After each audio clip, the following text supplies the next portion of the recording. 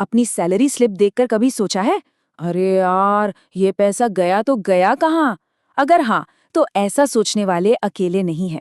आज हम इसी पहेली को सुलझाएंगे कि सैलरी से जो पैसे कटते हैं उनका कानूनी हिसाब किताब आखिर है क्या। तो सवाल ये है कि क्या सैलरी एक ऐसा किला है जिसे कोई भेद नहीं सकता, या फिर क्या एम्प्लॉयर जब मन चाहे उसमें से पैसे काट सकता है? ये एक बहुत ही जरूरी सवाल है और इसका जवाब हर काम करने वाले को पता होना ही चाहिए। तो चलिए इस सवाल का जवाब ढूंढते हैं, और इसके लिए हमें सबसे पहले उस मूल सिद्धांत को समझना होगा जो हर किसी की मेहनत की कमाई की रक्षा करता है। और वो सिद्धांत छिपा है 1936 के पेमेंट ऑफ वेजेस एक्ट में। इसे एक कानूनी ढाल समझ सकते हैं जो एम्प्लॉयज को गलत डिडक्शन से बचाता है। इसका मकसद बिल्कुल साफ है कि हर किसी को वो पूरी सैलरी मिले जिसके वो हकदार हैं, बिना किसी की मनमानी के। सिद्धांत तो ठीक है, पर असल नियम कहाँ लिखे हैं? मतलब वो कौन सा कानून है जो साफ साफ बताता है कि क्या काटा जा सकता है और क्या नहीं? चलिए सीधे उसी सोर्स पर चलते हैं जहां सारे जवाब मौजूद हैं। तो सब कुछ इसी एक कानून के इर्द गिर्द घूमता है, पेमेंट ऑफ वेजेस एक्ट 1936।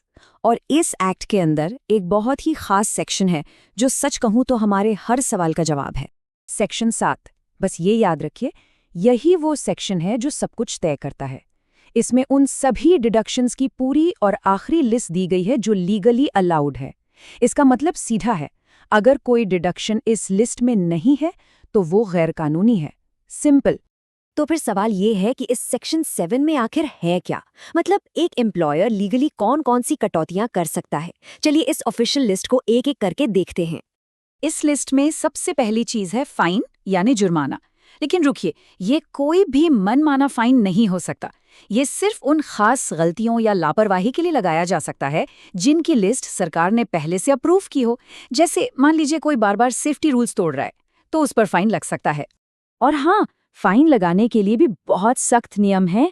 पहली बात, इसे एक रजिस्टर में लिखना जरूरी है। दूसरी, एम्प्लॉय को अपनी बात कहने का मौका जरूर मिलना चाहिए।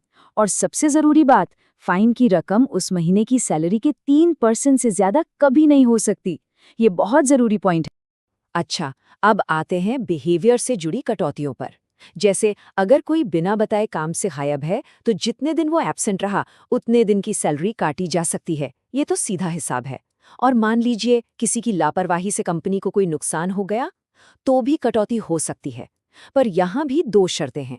पहले उस एम्प्लॉय को सफाई देने का मौका देना होगा, और दूसरा, कटौती की रकम असल नुकसान से ज्यादा नहीं हो सकती। अब बात करते हैं उन सर्विसेज की जो कंपनी देती है।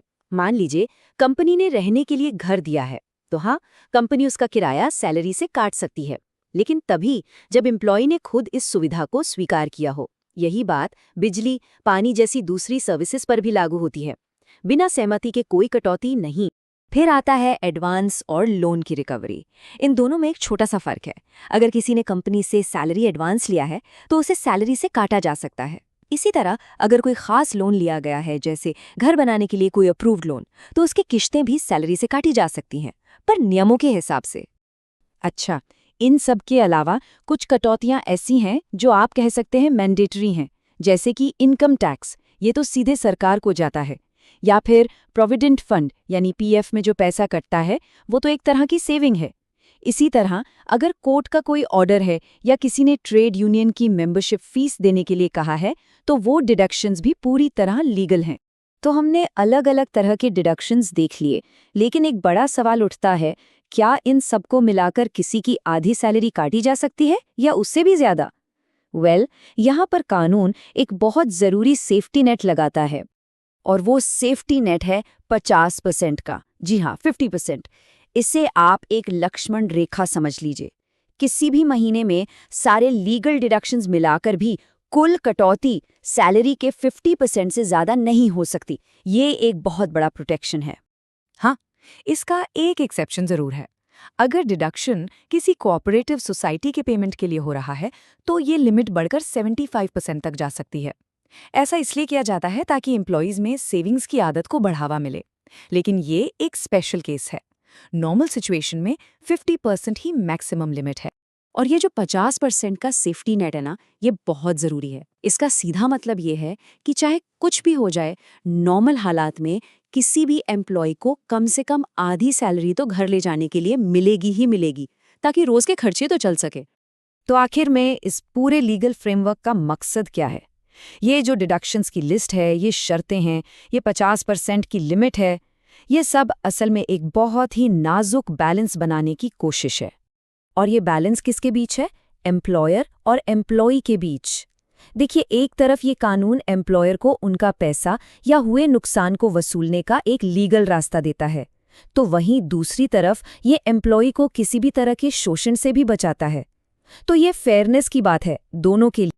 और जाते जाते एक सवाल छोड़ जाते हैं। ये कानून बना था 1936 में, मतलब लगभग 90 साल पहले।